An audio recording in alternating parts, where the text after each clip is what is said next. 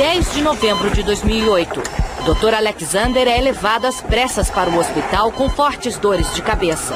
Ao chegar lá, é imediatamente internado na UTI. Em poucas horas, já estava em coma profundo. Ele havia contraído uma forma rara de meningite. Quando o Dr. Alexander entrou no hospital, os médicos disseram à família que a possibilidade dele sobreviver seria muito baixa. Ele ficou em coma profundo por 7 dias. E foi durante esse período que o Dr. Alexander afirma ter tido a experiência mais fantástica que um ser humano pode ter. Na jornada que eu tive não existia corpo, apenas a minha consciência, diz o médico. Meu cérebro não funcionava. Eu não me lembrava de nada da minha vida pessoal, meus filhos ou quem eu era. Ele escreveu um livro para relatar a sua experiência de quase morte e conta que primeiro foi levado para um ambiente escuro, lamacento. Em seguida, chegou a um lugar bonito e tranquilo.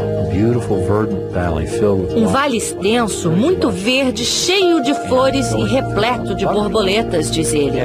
Ali também estava um espírito lindo, uma mulher com uma roupa simples e com asas. Ela me disse: você vai ser amado para sempre. Não há nada a temer. Nós vamos cuidar de você.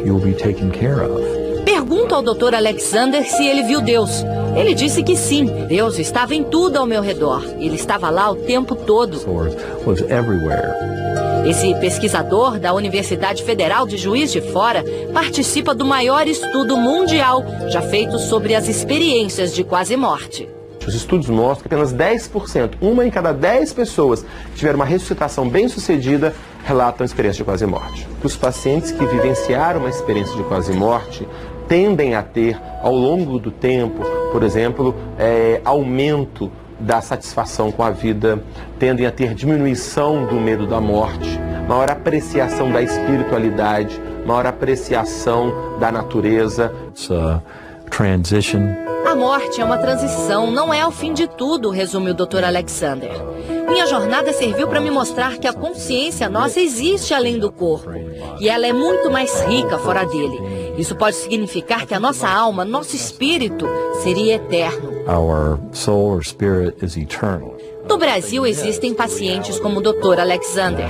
Outro caso aconteceu com a mãe de Vera Tabak, que passou 3 meses em coma.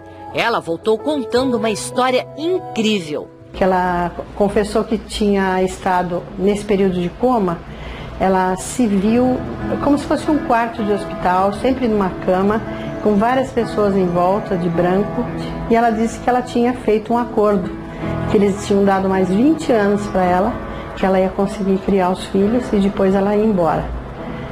E a gente achou aquilo uma história, né? Mas realmente aconteceu. Foi 17 de outubro de 74, quando ela foi para a UTI. E voltou depois de um tempo. Quando passou 20 anos, em 94, em abril ela começou a se sentir mal. 5 horas da manhã, 18 de outubro de 94, ela morreu. Porque ela sempre dizia que na vida só não tinha jeito para a morte, né?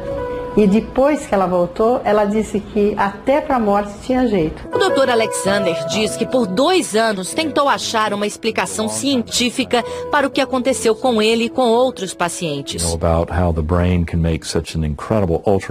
Queria saber se tudo podia ser uma ilusão produzida de alguma maneira pelo cérebro.